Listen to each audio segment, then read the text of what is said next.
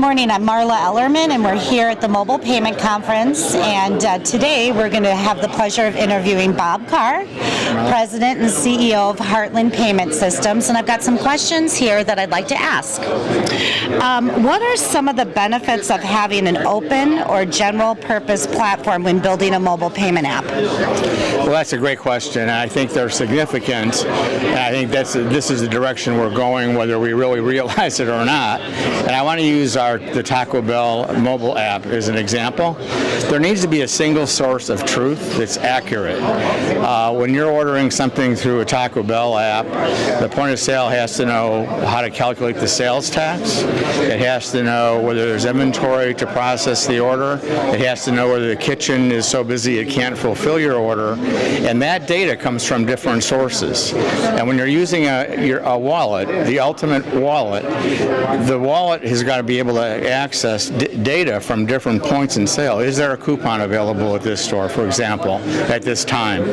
And if it's all closed loop, then you're limited to the data that's available to you.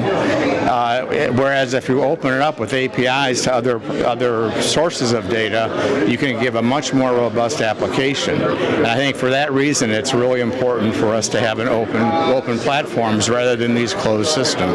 That's great. And did this Taco Bell app just launch recently? It launched a few months ago, and it's been very successful. And there's multiple players involved. It's not our app, but it's our point of sale and our data, and it works together beautifully. It's really great. That's great. So the next time we have an interview, you can kind of give us an update on where we're at. Terrific. Okay. My next question is some have said from the merchant perspective, open mobile wallets really don't carry many advantages.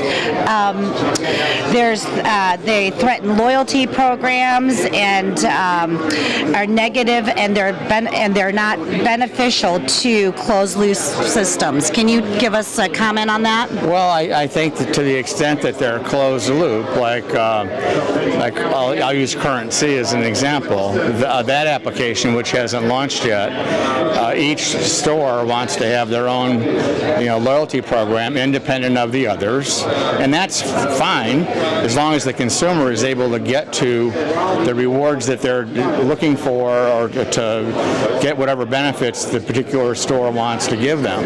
But if they're all available through a single application or a single wallet, then that solves the problem, in my opinion. And open is very valid. Why would Currency not want to take on any merchant that wants to use their wallet? What's the downside of that?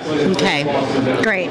Okay, so Android Pay just launched last week at McDonald's and Macy's. Like Apple Pay, Android Pay uses NFC and contactless payments. Samsung works on MST. Which is more secure, and what's your thoughts? Well, Android Pay is very much like Apple Pay, and I think it's very secure and has been a really great product to be launched. MST is new, and one of the challenges we're having with the building out MST is that it can't read both tracks at the same time. So you have this issue of having to read track 1 and then track 2 back to back, and that creates timing issues somewhere along the line, and we'll probably get through a solution on that, but right now it's still, we're still working on that in the lab. Oh, you are? Okay, yes. Okay. So then I'm kind of going back to Currency. Why don't you explain a little bit what that is and what that means to the market? Well, Currency is the application that was announced several years ago, and if you remember, Marla, last year it was quite controversial because I predicted that Apple Pay, which was new a year ago at your conference, was going to disrupt Currency. Mm-hmm. And that's certainly been the case, I believe. And I think Currency just needs to rethink its view about being open to more players. Okay, great. So this year's conference is let's separate the fact from fiction. What's your thoughts here? What would you think are the 3 most important things that you can walk away from today's event? Wow. Well, Well, one thing is understanding that the banks in the U.S. are not issuing, they're issuing contact chips that are not contactless. Unlike Canada, for example, it's like 98% of the transactions from the bank-issued chip cards are not going to be contactless. Unlike Canada, where it's just the opposite, 98% of the cards up there are. So that's one thing we need to get our sights on. Apple Pay and Android Pay, Samsung Pay, they all are contactless, but that's not true for the bulk of the other cards.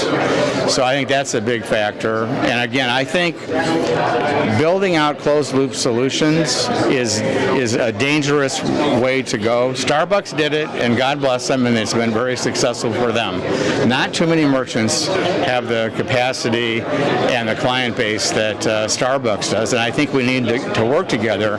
I think American Express is plenty product, a coalition loyalty product. I think there needs to be more of that type of activity in our industry. That's great. Well, Bob, thank you again, and we, like always, it's a pleasure having you at the show, and we look forward to having you do your book signing this afternoon at noon. Well, thank you so much. Okay. It's a pleasure being here, Marla. Thanks, and thanks for watching.